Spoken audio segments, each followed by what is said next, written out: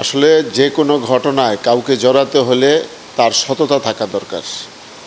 আজকে যে ঘটনার মধ্যে আমাকে সম্পৃক্ত করার চেষ্টা করা হয়েছে, এটা আসলে খুবই দুঃখজনক।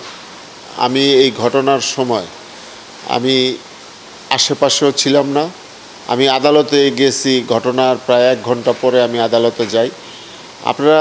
ওনারা যেই ভিডিওটা অনলাইনে ছেড়েছে, সেই ভিডিওটা আপনারা পুঙ্খানুপুঙ্খরূপে যাচাই বাছাই করে দেখবেন যে আমি আশেপাশে বা ঘটনার সময় কোথাও ছিলাম না, এবং আমাকে এই ঘটনায় জড়ানো মানেই হলো একটা উদ্দেশ্যমূলকভাবে আমাকে জড়ানো হয়েছে। আমার ক্লিন ইমেজ, সেই ক্লিন ইমেজকে আমার প্রতিদ্বন্দ্বী প্রার্থীরা প্রশ্নবিদ্ধ করার জন্য এবং আমাকে ক্ষতিগ্রস্ত করার জন্য তারা এই প্রপাগান্ডার সাথে আমাকে জড়াইছে। আসলে যেই ঘটনায় আমাকে জড়ানো হয়েছে, যদি আমি জড়িত থাকতাম তো সেটা হইলে আমার কোনো দুঃখ থাকতো না। কিন্তু যেখানে আমি 1 ঘন্টা পরে ঘটনা জেনেছি, আমি সব কিছু খোঁজখবর নিয়ে যেটা জানতে পারলাম যে এটা হলো গত কিছুদিন আগে আমাদের নারায়ণগঞ্জ জেলা আইনজীবী সমিতির নির্বাচন গিয়েছে। সেই নির্বাচনে আমাদের বাংলাদেশ জাতীয়তাবাদী আইনজীবী ফোরামের যে প্যানেল, সেটার বিরুদ্ধে একটা বিদ্রোহী প্যানেল হয়েছিল। সেই বিদ্রোহী প্যানেলের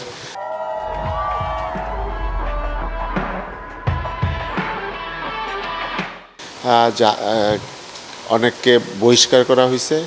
সেই বহিষ্কৃত এক নেতা, সে এই বিষয়টা আর সাথে আমাকে সম্পৃক্ত করার জন্য সকল কলকাঠি নেড়েছে। আপনারা ওই ভিডিওটা যদি দেখেন, ভিডিওটার মধ্যে ওনার যে প্রশ্নগুলি করতেছে, যে সেই প্রশ্নগুলি কিন্তু ওনার গলার সাউন্ড উনিই করেছে। এটা আপনারা যদি সবাই বিচার বিশ্লেষণ করে দেখেন তাহলে বুঝতে পারবেন। সুতরাং আমি এই মিথ্যাভাবে এই ঘটনার সাথে আমাকে সম্পৃক্ত করার চেষ্টাকে আমি মনে করি উদ্দেশ্য প্রণোদিত। এটার আমি তীব্র নিন্দা ও প্রতিবাদ জানাই। আসলে যে কেউ যে কারোর বিরুদ্ধে অভিযোগ করতেই পারে, কিন্তু সেই অভিযোগের কতটুকু সততা আছে সেটা আসলে যাচাই করা দায়িত্ব হলো পুলিশ প্রশাসনের। আর যেই অভিযোগ করছে সেটা আমাকে সম্পূর্ণরূপে মিথ্যাভাবে আমাকে জড়ানো হয়েছে। অন্যদের বেলায় অন্য যাদেরকে আসামি করা হয়েছে সেটা নাহলে সঠিক হতে পারে, কিন্তু আমার বেলায় আমাকে আসামি করা মানে এটা আমি মনে করি আমার প্রতি অন্যায়ভাবে এটা করা হয়েছে। আমি এটা তীব্র নিন্দা জানাই। আপনাদের মারছে কি? আমারে সাকাতের লোকজন মারছে। সাকাত বলছে সাকাতের উপরে এই ডাঙ্গু শহরে কোনো লোক নাই, আমি করে আসতে পারবো না, আমাকে 1 মিনিটের সময় দিচ্ছে, 1 মিনিটের মধ্যে করে না দিলে উনি ওনার গুন্ডা বাহিনী দিয়ে আমাকে মেরে ফেলবে। আমার সন্তানরা মারছে, আমাকে মারছে, আমার ওয়াইফের জামা কাপড় ছিঁড়ে ফেলছে, সিলেতে হানি করছে, চুলের মুঠি ধরে রাখছে। আপনাদের কি করছে বলেন? বলো আপনাদের কি করছে?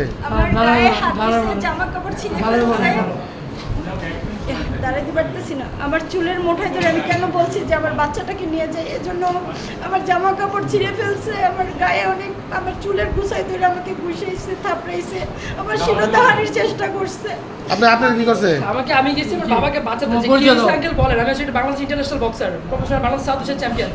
আমি কেন বলছি যে আঙ্কেল মারামারি করতেছে কেন? বাস এই যে বেদর মার, এই যে আমার বাবাকে কেন আমি বাঁচাতে গেছি। আমি স্বাগত লোক, তুই আমার চিনোস, আমি এখন সারাটা ফোন দিতেছি, তোর বাসায় এলাবো, তোর তুলসেট করে নেবো, পিস পিস করে বুড়িগঙ্গা ফালা দিলে কিছু যায় আসে না। আমাকে প্রকাশ্যে এই কাজটা করছে প্রশাসনিক লোকেরা। রাস্তায় ফালা ইচ্ছা মতো লাইতেছে, আর মাথায় খালি একজন এসে এমন জোরে একটা মাথায় ঘুষি দিছে। আমার পেটটা অনেক ব্যথা করে। আচ্ছা ঠিক আছে।